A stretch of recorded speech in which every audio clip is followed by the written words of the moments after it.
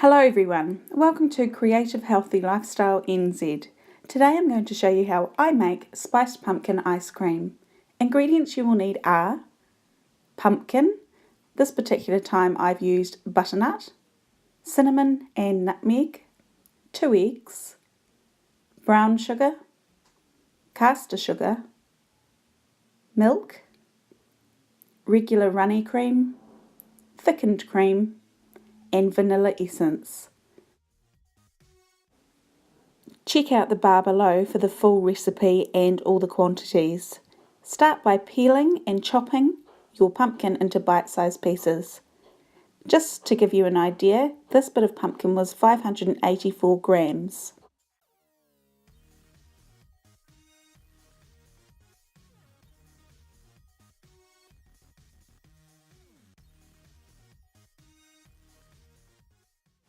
By the time you've taken out all the seeds of the pumpkin, you should have about 500 grams of pumpkin, which is the perfect amount. So just discard all the soft insides and seeds of the pumpkin.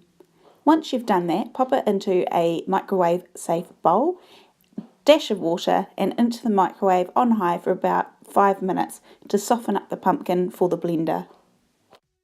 While the pumpkin is in the microwave softening up, in a saucepan pop in your milk and brown sugar on a very low heat. Stir all the time to dissolve the sugar. It's really important not to overheat this milk because it will curdle and go bad. This will dissolve very quickly. Make sure you've got no lumps on the bottom. Pop your milk and sugar mixture into the blender and add your cinnamon and nutmeg.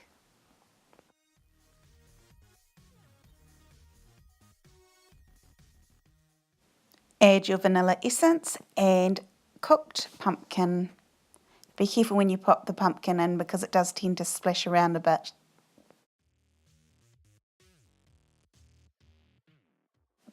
Time to blend it all up into a beautiful smooth pumpkin puree.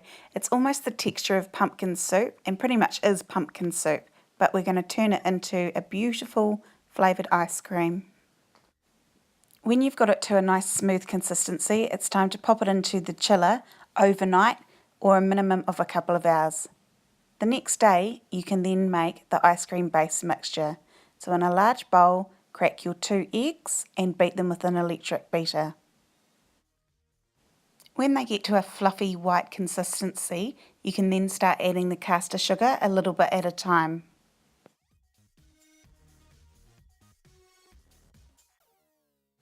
The castor sugar will make it go a lot brighter in colour and definitely a little bit thicker, almost like a meringue consistency. When you've got it to where you're happy with it, it's now time to add both types of cream.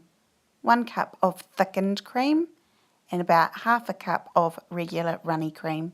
See the bottom bar below for the full recipe.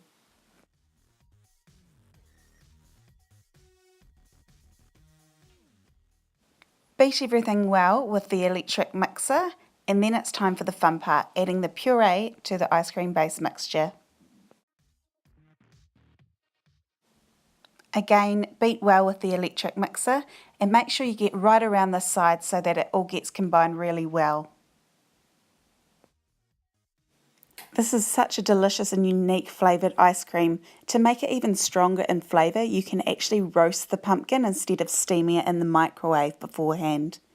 When you're all done with your beating and mixing the ice cream and the puree together, it's time to put it in your pre-frozen ice cream maker. Turn it on and leave it to churn for about 40 to 45 minutes. What it will look like when you first pop it in, still quite runny. And after about 40 to 45 minutes, you can see it gets a lot thicker in texture. It's then time to put it into a plastic container. My ice cream machine paddle usually comes out because my textures are quite thick. That's fine, just pull it out separately and scrape it down. You don't want to leave any beautiful ice cream mixture around the paddle. When you've put it into your container, use the back of a spoon to smooth out the top. This will help you roll beautiful round balls when it's frozen. Pop the lid onto the container. The container needs to be no smaller than 1.5 to 2 litres for this particular recipe. Make sure that the lid is well sealed to stop the ice cream from getting freezer burnt, and it should be in there for a minimum overnight. To roll the perfect ice cream ball, dip your scoop into a glass of hot water, and this will help it glide through the ice cream nice and easily.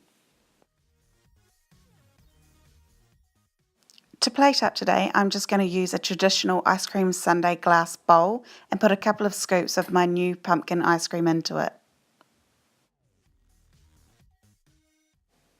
This is a really easy dish to garnish. Anything with a bright pop of colour will contrast with the orange and will look really stunning on the plate. However, today I went for something more traditional and I just crushed up some walnuts. If I had had a couple of fresh mint leaves, I definitely would have popped them on the top for a little bit of extra colour. This is a really easy and delicious recipe to follow. This ice cream is also beautiful to eat all year round. I hope that you've enjoyed this video and give making my spiced pumpkin ice cream a go. Thanks for watching.